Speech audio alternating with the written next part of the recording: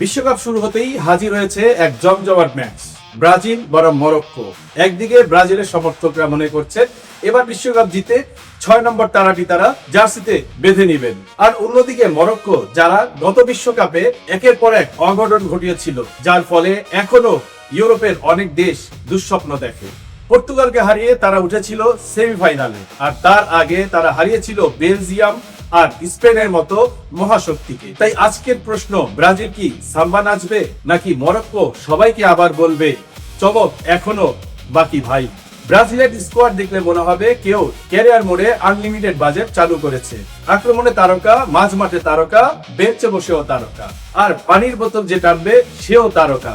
দেখলে মনে হবে সেও হয়তো বড় কোনো ক্লাবের সাবেক অধিনায়ক। তবে মরক্কোকেও হালকাভাবে নেয়ার কোনো সুযোগ নেই, কারণ 2022 বিশ্বকাপে তারা এমন ভাবে ডিফেন্স করেছিল যে প্রতিপক্ষ ফরওয়ার্ডরা খেলা শেষে জিপিএস দেখে বুঝতে হয়েছে যে তারা কোথায় খেলছিল।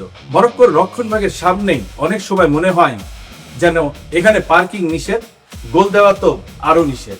তাই আজকের খেলায় স্বাভাবিকভাবেই বলা যায় ব্রাজিল বল দখলে রাখবে, অন্যদিকে মরক্কো অপেক্ষা করবে। ব্রাজিল আক্রমণ করবে, মরক্কো অপেক্ষা করবে। ব্রাজিল আবারও আক্রমণ করবে, মরক্কো তখনও অপেক্ষা করবে। আর হঠাৎ কাউন্টার অ্যাটাকে এমন এক সুযোগ তৈরি করবে যা দেখে ব্রাজিল কোচের হার্টবিট স্মার্ট ওয়াচে লাল রং দেখাতে শুরু করবে। ব্রাজিলের তারকাদের কাজ হবে ডিফেন্স ভাঙা, আর মরক্কোদের ডিফেন্ডারদের কাজ হবে তোমরা যত খুশি ড্রিবল করো, বল শেষ পর্যন্ত আমাদের কাছেই থাকবে। কাগজে কলমে হয়তো ব্রাজিল এগিয়ে থাকবে, কিন্তু বিশ্বকাপে কাগজে কলমের হিসাব সবসময় এক থাকে না। বিশ্বকাপ এমন এক জায়গা যেখানে ফেভারিটরা অনেক সময় বাড়ি ফিরে বলে আমরা পরিকল্পনা মতোই হেরেছি। আমার প্রেডিকশন ব্রাজিল 2, মরক্কো 1।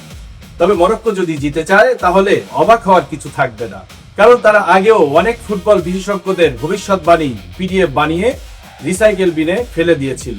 তো আপনারা কি মনে করেন, ব্রাজিল কি সাম্বা নাচবে নাকি মরক্কো আবার নতুন করে ইতিহাস লিখবে? তবে ভুল প্রেডিকশন করলেও কোনো সমস্যা নেই, কমেন্টে আপনার প্রেডিকশনটা লিখে দিন। আর ভুল প্রেডিকশন করলেও চিন্তা নেই, কারণ বিশ্বকাপে সবচেয়ে বেশি ভুল করে ফুটবল বিশেষজ্ঞরাই।